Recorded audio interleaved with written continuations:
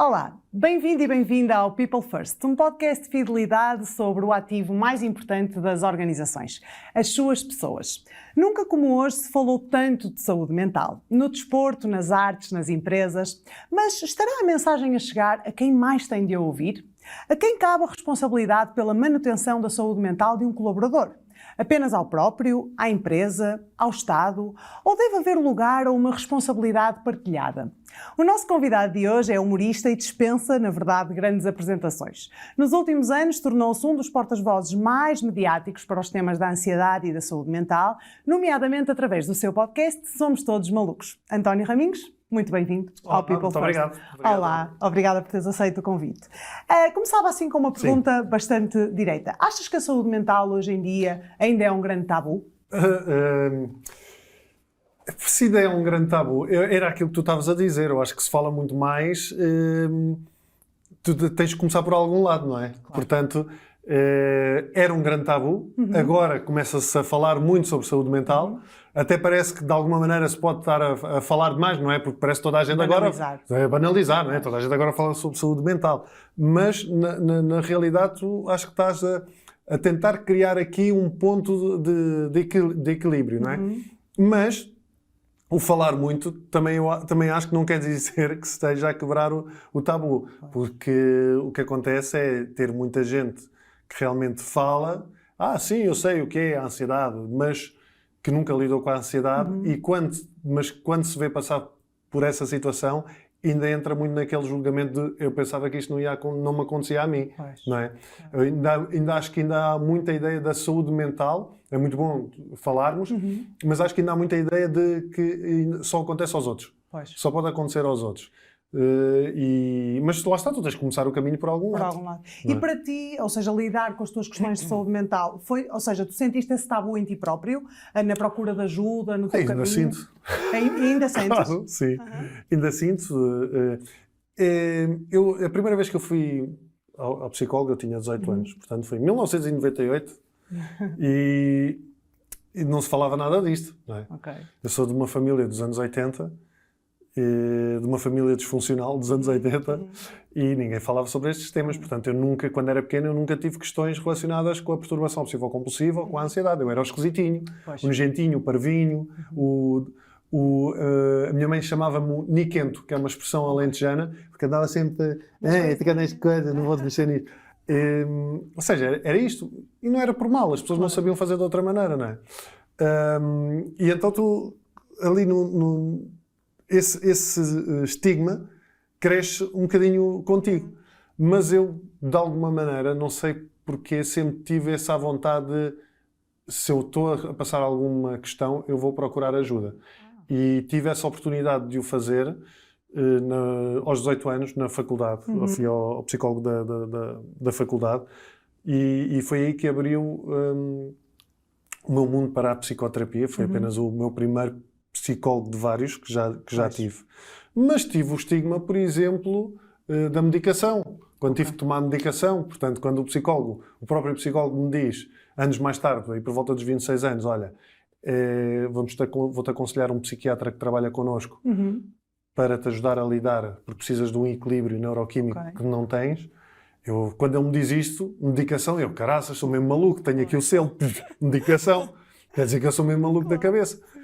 E foi muito engraçado, da primeira vez que eu fui ao psiquiatra, e claro que o estigma, eu próprio, agora venho aqui e vou ter que tomar isto, e o psiquiatra, que obviamente também já devia ter recebido N pessoas, que ainda hoje deve receber, ele disse-me uma coisa que eu nunca mais me esqueci, ele disse-me assim, se tu tivesse um problema de coração, que tivesses que tomar um comprimido todos os dias, tu deixavas de tomar esse comprimido? Não. Então, o cérebro é um órgão, o cérebro, e que tem o seu desequilíbrio. E no teu caso está provado que há esse desequilíbrio. Se tu podes beneficiar disto, porque e obviamente toda a medicação tem contraindicações ou tem efeitos secundários, mas se tu podes beneficiar disto, porque não? E eu, mas ainda assim, hoje em dia, eu agora não estou a tomar medicação, mas se tiver que tomar, ainda fico naquela, lá vou eu ter que voltar a este processo. Ainda há bocado estava a falar com uma amiga minha sobre isso. Mas já aceitas a coisa muito mais livremente. Opá, tem que ser, não. Claro. Faz parte. E Podia ser diabetes. Claro, sim, é verdade. E aí se calhar não contestavas, não é? Eu não contestava. Claro, mas isso é que é curioso. Pois É porque as pessoas fazem uma confusão. As pessoas acham que o cérebro é aquilo que as define. Exatamente. E o cérebro é um órgão. Claro. Nós somos muito mais do que isso. Sim. Nós somos experiências, somos história, somos emoções, somos uma data de coisas. Sim. E o cérebro é o sítio onde isso tudo se processa. E agora isso podia levar aqui para outra conversa metafísica. Sim. Mente e consciência, o que é que existe antes ou depois, não interessa, isso é outra conversa. Mas Exatamente. Sim. Mas basta perceber que tudo isto funciona no cérebro. E o cérebro é um órgão. E como órgão que é, às vezes não está equilibrado. E às vezes, não é? Quer dizer, nós temos às vezes temos algum problema que nos dói de alguma forma. E eu acho que o nosso cérebro, a ansiedade, a depressão ou alguma questão, dói-nos de outra forma. E como nós não sentimos a dor física, às vezes pode parecer que estou ansioso, estou só mais nervoso, estou triste, não estou E às vezes até encontras razões para estar assim, razões normais. Exato. Eu, por exemplo, olha, no meu podcast tive uma psiquiatra que teve depressão pós-parto. Okay. E que ela própria não soube diagnosticar isso. Porque para ela dizia, para mim é normal eu estar cansada, é normal eu não sair de casa porque eu tenho um bebê. É normal eu não fazer certo, é normal eu não ter interesse nas coisas porque a minha vida agora é o bebê. E para ela era tudo normal. Pois. Até que, obviamente, a família e colegas começaram a chamar a atenção e ela percebeu, eu estou com uma depressão. Pois. E mesmo que as pessoas não tenham, por exemplo, na questão das empresas, há muito essa lógica de tu teres que cumprir, apresentar resultados, e cumprir objetivos, apresentar resultados. E que tu dares parte fraca, ou melhor, que tu mostrares alguma dessas questões é parte fraca. Sim. Mas não faz sentido, porque todos nós temos questões a resolver. Claro. E, de alguma maneira, todos nós, há estudos que indicam isso, eu não te vou dizer os números porque não sei, nem sou médico, Sim. mas há estudos que dizem que há uma grande porcentagem da população que, em algum momento da sua vida, vai lidar com problemas de saúde mental. E faz parte. Claro. Faz parte. Uma pessoa, para mim, alguém que procura ajuda, há muito essa questão do ser fraco. E há muita gente que não procura ajuda porque acha que eu estou a ser fraco. Vulnerável. A vulnerabilidade é das melhores coisas que existe. Porque não é dar para mim não é dar parte fraca. Para mim não há melhor sinal de coragem do que uma pessoa dizer eu quero saber o que é que se passa comigo. Claro. Eu quero perceber porque é que eu não estou bem, porque é que eu não estou a conseguir, porque é que eu não me estou a divertir, porque é que as coisas não têm interesse para mim. Claro. Eu quero olhar para dentro e ver, olhar para dentro é do caraças, pá. Pois é, e difícil. É difícil. Sim. Agora, cada um tem o seu tempo. Claro, sim. Cada um tem o seu tempo de Tu fazer achas isto. que, imaginando que tu agora trabalhavas numa grande empresa como colaborador... Pensei que era diretor. Também podia ser, mas vamos pôr. Como é que tu achas que uma empresa, um local onde se fala muito de produtividade, de resultados, de objetivos, pode lidar com estas questões de saúde mental dos seus colaboradores? Ou seja, que boas práticas é que tu pensas assim à partida que gostavas que fizessem contigo? Por exemplo, se fosse um colaborador, ter esse espaço para ser vulnerável, para... Eu acho que todas as empresas, à partida, têm que ter um gabinete. Não digo 24/7, mas um gabinete ou dois disponível com terapeutas, com pessoas, com psicólogos, que as pessoas possam de alguma maneira ir lá e sentir-se à vontade de partilhar. Acho que devia haver, por exemplo, todas as semanas, como se faz em certas escolas, de manhã, uma reunião entre colaboradores num departamento. Imagina um departamento, todas as semanas, uma vez segunda, ou não sei, whatever, reunirem-se e falarem sobre... As pessoas não têm que ser amigas, mas podem estar bem umas com as outras, não é? E poderem falar sobre as suas questões, ou até às vezes até pode ser as coisas mais mundanas, mas ter essa liberdade de sentirem que ali é um espaço seguro para que um dia que estejam mesmo mal, poderem dizer eu hoje não consigo fazer este trabalho. E os outros perceberem que, está tudo bem, não é? Sim. Eu acho que, sobretudo, isso é importante. Há muito, a saúde mental também está muito em voga nas empresas. Pois está, Mas, sim. segundo um amigo meu psiquiatra que trabalha muito com empresas, ele diz que também acontece muito uma coisa. Ele também lá no... diz que muitas vezes as empresas, porque lá está na moda, falam com o gabinete dele, não é? Com a clínica dele. Sim. Precisamos de fazer aqui um team building relacionado com as empresas e psiquiatras vir falar de saúde mental. Claro. E ele diz assim, com certeza, vou marcar aqui com os meus psicólogos, esse aqui, vamos fazer uma semana que vem ao 12:30. 12:30? Mesmo antes da hora do almoço, a malta tem que acabar o trabalho. Claro que não sim. pode ao meio-dia. Opa, não. Então, ou é uma prioridade ou não é uma prioridade. Claro, sim. É como aquela história de vou contratar uma pessoa com deficiência, mas o escritório dela é lá em cima e são as escadas. Mas eu já contratei, não é? Exato, ela não sobe porque não quer. Exatamente, sim. E pegando agora nesta parte mais do humor que estamos aqui a falar, o humor para ti foi uma forma de lidar com estas questões de saúde mental ou não teve absolutamente nada a ver? Eu acho que é, mas só depois. Ok. Porque quando estou a lidar com as minhas coisas, com as minhas pancadas, às vezes é um bocado difícil. Às vezes consigo encontrar janelas de oportunidade para tirar peso. Porque o humor é isso. O humor permite-te tirar peso das situações. Sim. E não é preciso ser só saúde mental.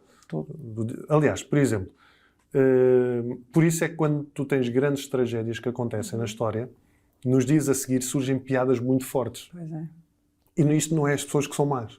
Isto é um mecanismo de aquilo é tão denso, tão doloroso, que é quase uma defesa de tu brincares com aquilo para tirares peso. Isto aconteceu sobretudo, olha, nas Torres Gêmeas, quando foi as Torres Gêmeas, em 2001, a quantidade de piadas horríveis que surgiram a seguir. E a malta ria-se porque era aquele riso desconfortável. Sim. Mas ao mesmo tempo respirava fundo, porque aquilo é uma tragédia de uma dimensão gigantesca, não é? E muitas vezes tu sentes isso, até situações do dia-a-dia, problemas que tu encontras, as coisas às vezes já são tão pesadas, porque é que tu tens que colocar mais peso naquilo? Sim. Muitas vezes as pessoas acham que tu estás a brincar é estar a desvalorizar. Pois. E não tem nada a ver com isso. É estar simplesmente a não dar a importância que aquilo tem no teu dia-a-dia. Sim. E se calhar tu fazes o mesmo. Exatamente, é isso. Sim, grande parte do meu trabalho também é. E eu acho que às vezes, nas questões de saúde mental, mas também, por exemplo, na minha vida, eu às vezes fazer humor. Eu acredito que tu deves fazer daquelas piadas que deixam depois os amigos super incomodados. Sim, não, ou por exemplo, quer dizer, alguém que me diz do género, olha, falas muito bem para alguém que tem uma deficiência. E eu digo, oh meu Deus, então as expectativas estavam mesmo lá em baixo. E aquilo faz com que aquela pessoa se reconheça naquele papel de, ui, o que é que eu acabei de dizer? E eu acho que aproxima, e também se calhar com as questões de saúde mental, ou do dia-a-dia. Sim. Eu, por exemplo, ainda há muita gente, amigos próximos, que gozam comigo ou que não compreendem certas pancadas que eu tenho. Sim. E gozam. E eu rimo. De antes eu, de alguma maneira, ficava sentido, porque era muito aquela coisa de eles não entendem aquilo que eu estou a sentir. Mas, na verdade, eles não têm que entender, porque não são eles que estão a passar por isso. Mas eu agora rimo por outra razão, porque eu sei que aquela pessoa que está à minha frente também tem montes de coisas para resolver e que, para mim, não me dizem nada, porque são as questões dela, não é? E, certamente, e já aconteceu, tenho amigos meus que brincam comigo ou gozam porque eu tenho certas manias, mas depois, mais tarde, vêm falar comigo sobre questões que eles próprios têm porque estão na dúvida como é que é de lidar por aquilo que nunca passaram por isso. Todos nós temos questões a resolver. E por isso é que eu estava a dizer, tu no teu trabalho, trabalhas com um grupo de pessoas, nós não temos que ser amigos de todos, mas tem que haver sobretudo duas coisas, que é compaixão e empatia. Que é tu entenderes que cada pessoa que está ali tem uma história. Não é? E tem coisas que para ti são super banais, outras que se calhar vais achar que realmente são uma grande treta, mas cada um de nós tem uma história. E tu não tens que viver a história da pessoa, mas tens que aceitar que aquilo para aquela pessoa é real. Sim, claro. Mesmo que ela esteja a mentir. Claro. Porque o problema continua a ser dela. Sim, exatamente. Se ela está a mentir ou fazer um drama do caraças, não é? Para terem pena, continua a ser a questão dela. Sim. É? E muitas vezes num ambiente corporativo e empresarial, às vezes acontece esta questão da desvalorização. Ai não, tu ainda podes dar um bocadinho mais. Não, hoje é só um dia triste, amanhã voltas a trabalhar. Tu alguma vez sentiste que a tua condição ou as tuas questões de saúde mental foram de alguma forma desvalorizadas, ou por amigos, ou em contexto de trabalho? Às vezes até por mim. Ou até por ti? Sim, ainda, olha, e não é, ainda recentemente eu estou com um trabalho mais intenso e eu próprio muitas vezes sinto que tenho que dar mais um bocadinho. Estás a puxar. Tenho que dar mais um bocado, tenho que dar mais um bocado. Não, tenho que cumprir prazos, tenho que cumprir prazos. Só que eu já me conheço. E quando dou por mim, começa, como se diz no Norte, a colar o pistão. A colar o pistão. Eu sou de lá. Não é? Portanto, Começa a colar o pistão. Conheço. Sim, sim. E então aí eu tenho que parar e tenho que olhar. Espera aí, porque é que isto me está a acontecer? Epá, e é fácil perceber. Estou a trabalhar demais, deixei de treinar, deixei de ir ver o mar, não paro para descansar um bocadinho, não medito, não... E abandono uma data de práticas que nos tempos que estou mais tranquilo uso. Claro. Estás a perceber? É muito fácil desvalorizar. É difícil, porque nos tempos que correm, o trabalho é um fator muito importante, porque nos tempos que correm as pessoas têm que garantir comida na mesa e casas para pagar e não sei o quê. Mas, por outro lado, o que é que serve isso tudo se eu depois tenho um burnout ou tenho uma depressão e és obrigado a parar. E és obrigado a parar. Exatamente. A saúde mental é sobretudo prevenção. Pois é. Por isso é que se deve falar de saúde mental e não de doença mental, porque quando estás a falar de doença mental já estás a falar do prejuízo. Do prejuízo, sem dúvida. E então a saúde mental é isto, é prevenção. E a prevenção nas organizações, nas empresas, pode funcionar muito por isto, por criar estes espaços seguros para permitir às pessoas de alguma maneira terem o seu horário. Claro. Aquela lógica dos 4 dias, não é? 4 dias de trabalho. 4 dias de trabalho. Flexibilidade de horário. Funciona. Há estudos que mostram que há um aumento de rendimento das pessoas, as pessoas estão mais contentes. Porquê? Porque sentem que têm liberdade, sentem que a vida não é só aquilo. Sem dúvida. E estas gerações mais novas, tu achas que... ou seja, está-se a bipolarizar, digamos assim, ou a colocar em extremos esta questão da saúde mental, quase como qualquer coisa que eu tenho, já tenho uma questão de saúde mental? Sim, pode acontecer. Ou então, não, isto não é nada, está sempre tudo bem, é uma quase positividade tóxica. Como é que achas que os jovens estão a olhar para a saúde mental? Porque realmente fala-se muito, não é? Eu acho que é isso. Eu acho que nós estamos nessa fase onde se fala muito e há certos pormenores que até são romantizados. Porque eu vejo muitas vezes... às vezes no Twitter, não é? Agora não é o Twitter, é o X. É o X. Aquela malta diz assim: oh my God, a minha ansiedade hoje está super high. É isso, sim. E eu fico a pensar, coitada, não tem ansiedade nenhuma. Sim. Porque se tivesse não estava a escrever isto. Sim, ou então arrumas uma coisinha e... Pois, eu sou da... isto é tipo toque, não é? Sim, exato. Eu também tenho isso. Exatamente, sim. O banalizar. Pois, eu acho que há de haver, hás de encontrar algures mais tarde esse ponto de equilíbrio, porque as pessoas que realmente lidam com uma perturbação obsessiva compulsiva ou com uma perturbação do espectro da ansiedade ou outra questão com a saúde mental, doença mental, é muito complicado e é incapacitante. Claro. Sim. Portanto, tu quando tens questões mesmo de ansiedade, tu sabes que tens questões de ansiedade. Claro. Agora, eu percebo por se falar e eu não fico chateado com isto, nem fico irritado porque olha este aqui a dizer que tem e não tem. Não, claro. Acho que é um caminho. Sim. Até é um caminho de cada um, é um caminho que nós, enquanto sociedade, temos que fazer e é um caminho que as próprias pessoas têm que fazer. Sim. Não é? E tu achas que as empresas ou o mundo do trabalho, de uma forma geral, está portanto, a seguir este caminho de adaptação, desta flexibilidade do trabalho, de perceber que temos pessoas e não máquinas à frente e que às vezes as pessoas estão a lidar com outras questões? Eu acho que depende sobretudo das chefias que têm. Pois, lideranças, não é? Da liderança que têm. Claro. Porque se tivesse uma liderança que compreenda isto, não é? Eu acho que isso vai adaptar e que vai acontecer, mas eu acho que isso depende muito. Eu já não trabalho numa empresa desde 2000, sim, claro. Mas na altura em que eu trabalhava, esquece. Sim. Eu era jornalista, esquece, havia lá saúde mental, não. Claro, não, sim. Era tipo, era trabalho, mas eu acho que depende sobretudo disso, depende disso, da empatia, da compaixão e sobretudo da empatia, compaixão das lideranças e compreender a importância que isso tem, porque é idiota, está provado, se tu tens pessoas mais satisfeitas e mentalmente sãs, obviamente que vão render mais, portanto, até faz mais sentido, não é? Sim, sim. Do que ser ratinhos de uma roda constante, máquinas ali de volta da... E tu achas que essa responsabilidade será mais nossa enquanto indivíduos, da sociedade, do Estado, das empresas ou de todos? Porque às vezes pensa-se muito, não, o Estado tem que legislar de alguma forma esta questão do trabalho. Eu acho que sim, eu acho que devia. Eu acho que o Estado deveria legislar e criar portarias diretas sobre este tema, mas duvido que isso alguma vez venha a acontecer, porque lá está, é mesmo, o Estado não é mais do que uma empresa. Claro. E a empresa tem a sua chefia. Sim. Enquanto a sua chefia não sofrer um burnout e reconhecer que está a lidar com essa questão, se calhar não vai ter empatia suficiente para perceber que há pessoas que lidam com isso. Sim, sim.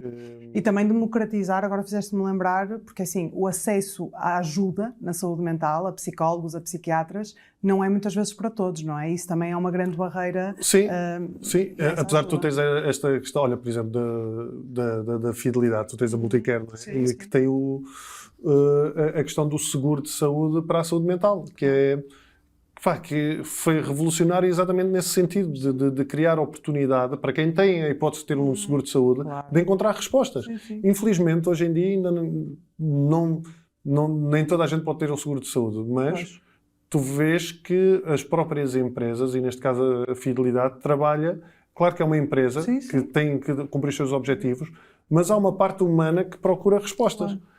E isso é super importante, mas essa resposta tem que ser criada também no Estado, mas é muito difícil com as condições. Mas não é preciso, por exemplo, nós às vezes temos também esta ideia que Portugal está muito mal e na saúde mental, e comparado com muitos países está. Mas, por exemplo, tu tens o Japão, que é um país altamente tecnológico, evoluído, mas de mentalidade, tu não tens praticamente psicólogos e psiquiatras no Japão. Porquê? Porque é uma cultura tem uma cultura ainda tão enraizada de produção. Não é tanto de produção, é lá está, de não mostrar fraqueza. Ainda é muito... O Japão, na realidade, está aberto ao mundo há 250 anos. Claro. Portanto, tem aquela cultura de samurai, de honra, ainda muito presente. Então, basicamente, as pessoas não falam sobre as suas questões. Porque isso é mostrar a parte fraca. Sinónimo de fraqueza. Psicólogos e psiquiatras no Japão, esquece. Não funciona. Exatamente. Não vale a pena. Muito bem. E agora aqui, em jeito para terminar a nossa conversa, tu no início falaste da questão do primeiro psicólogo, do primeiro psiquiatra que tu encontraste psicólogo, acho eu. Sim, sim.